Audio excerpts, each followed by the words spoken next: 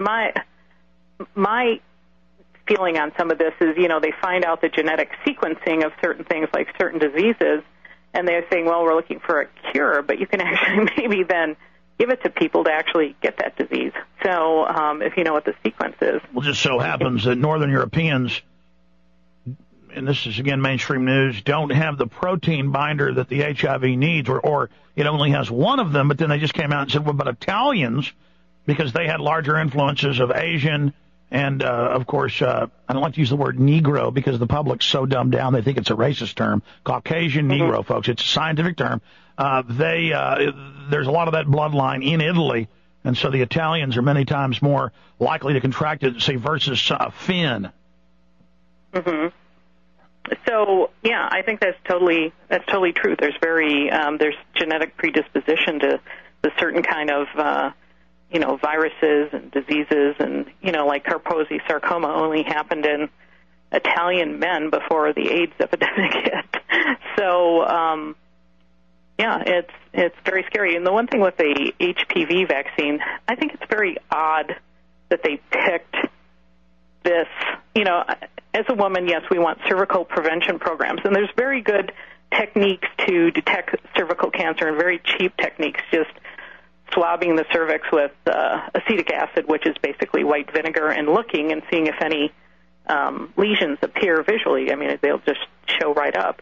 And so why not just do that? And they, recommend that 4 times in a woman's life in these third world countries, that they have that sort of visual inspection. And that, to me, is a lot cheaper.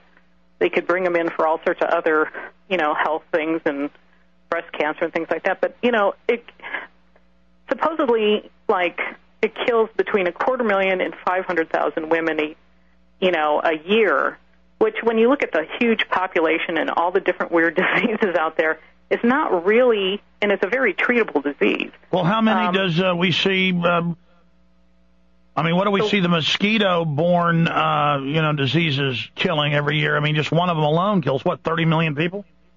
Right. And, and so it's kind of like a very weird sort of, vaccine to be promoting.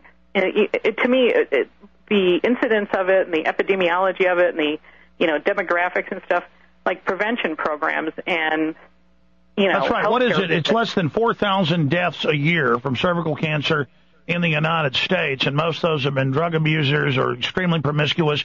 They're generally above 45 and have had a long-term viral infection. And it's kind of like smoking. It just insults the cells over and over again. Well, it's the same thing with these warts. And with these infections, it just insults the cells, causes a rapid rate of replication in the cells, and so the genetic code breaks down faster, and so you get a faster rise. And then I've seen all the studies about it. They just go scrape it off, then you have zero chance. So it's basically a medical. I mean, you were telling me about the cheap testing with vinegar, but they won't allow that. They just say, let's just shoot them all up. Right. And also in the U.S., I don't know why they don't. I know why they don't use it in the U.S., because it would be really cost effective to bring women in and do this. But the doctors who own the labs won't get the money to have the, skin cell scrapings and send them off to their cheap labs in Manila or something to be read by some technician. And when they can just do a very quick visual inspection, it would be very inexpensive. For those that don't know, it's a fact. You put vinegar on the cervix and tell them what it does.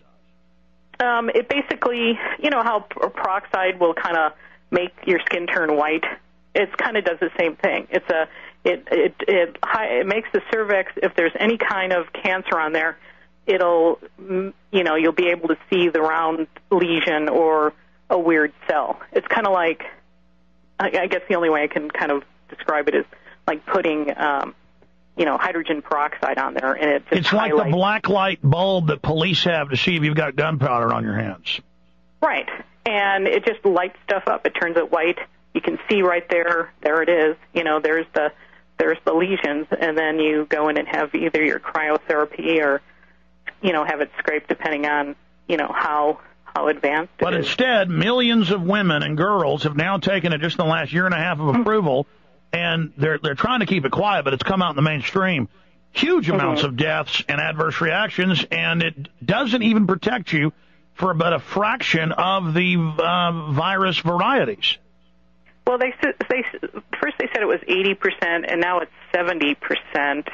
But then they still say you still have to come in for a cervical exam. So what's the point? And to me, they're not giving this to men.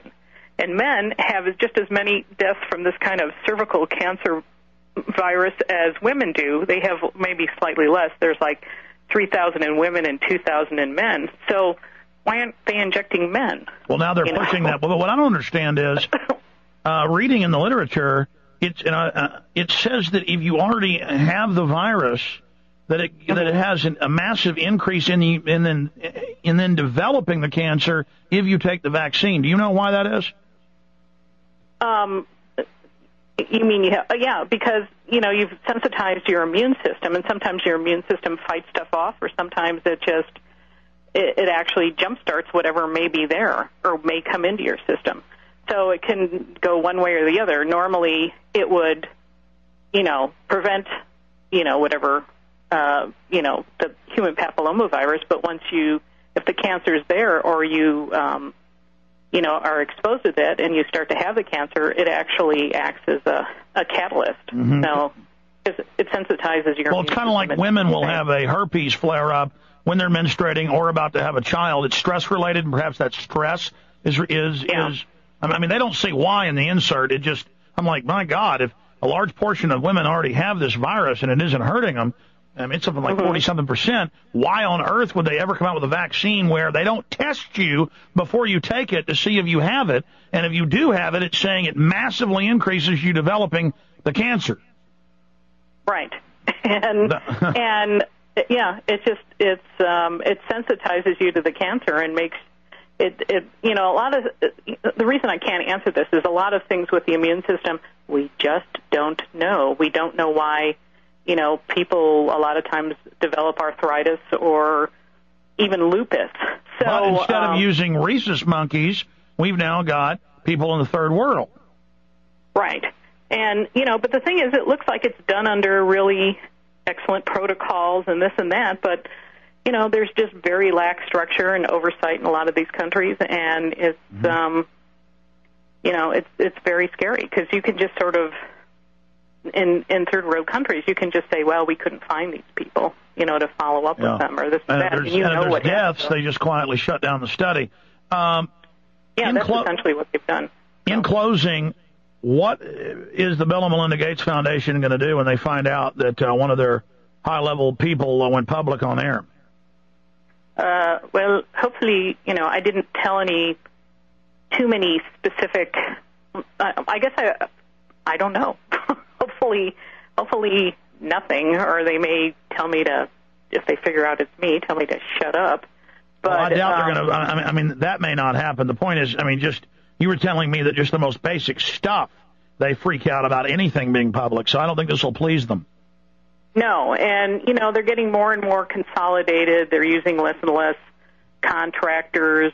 They're bringing things in-house now that they've kind of gone away from these. They still do these very, wonderful charity programs and stuff, but as they get into more things with pharmaceutical companies and more vaccines and more... As they move on to the real project. Mm-hmm. Yeah, they're basically closing up and becoming very secretive. Well, we've also got... go ahead.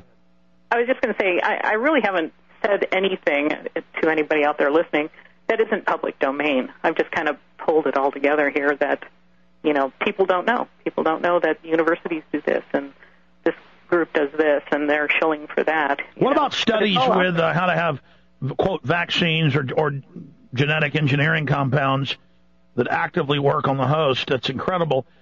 Into fruits and vegetables, where because they're saying the Africans, they don't trust us because they're ignorant. We're going to engineer it into the food. I'm sure you're aware of that stuff. Oh yeah, and the one thing I wanted to say real quick about the HPV vaccine is the adjuvant they use to, create the immune response to get the absorption going is aluminum. They're kind of moving away from mercury into aluminum. So that's in there. But yeah, there's a lot of genetically engineered food and.